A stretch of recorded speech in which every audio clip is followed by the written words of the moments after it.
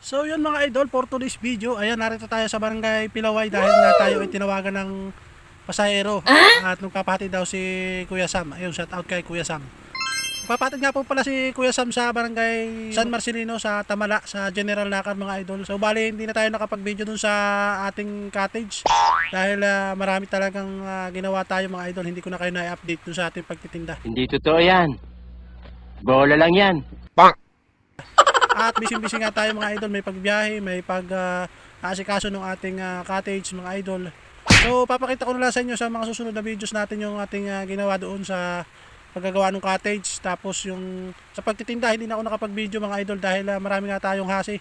May mga nagpapaservice ng tricycle, pabayan. Wow. Tapos tayo may pagsakada. So bali hindi na tayo nakapag-video dun sa ating tindahan mga idol. At yun nga, kinabukasan na nga nung ito na nga, yung nakabiyahe tayo. Hinatid natin si Kuya Sam. At yun nga, narito na tayo sa barangay Anibukan mga idol. So hapon na dito mga idol at tayo ngayon nagbiyahe ng araw na ito. At tayo ngayon nakakuha pa ng pasahero. Ayan.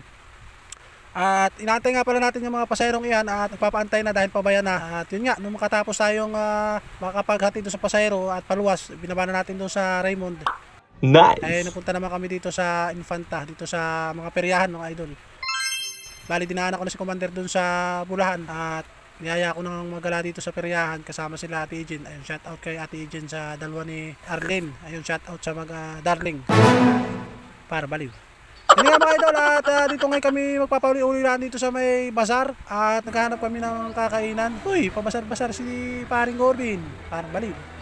Hindi nga mga idol at naghahanap lang kami dito nga ng kakainan dahil nga magutom na rin. At sabay ikot-ikot na rin dito sa may mga peryahan at dito sa may plaza. Ayan. Dahil nga dito ay araw ng kapiyastahan dito sa paglalayas namin mga idol. At ayun nga, narito kami sa bazar at kami naghahanap ng mga kakainan mga idol.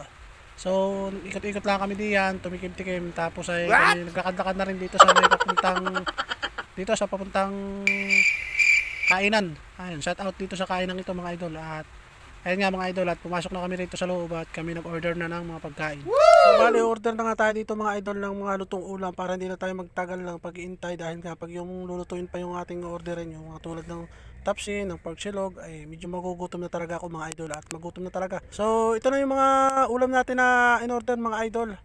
Itong ating mga, ayan yung ulam natin in-order mga idol. So kain na muna kami dito guys at maraming salamat sa inyong panonood. Hanggang dito na lang muna yung ating simpleng vlogs. Thank you for watching. Babush! Bang!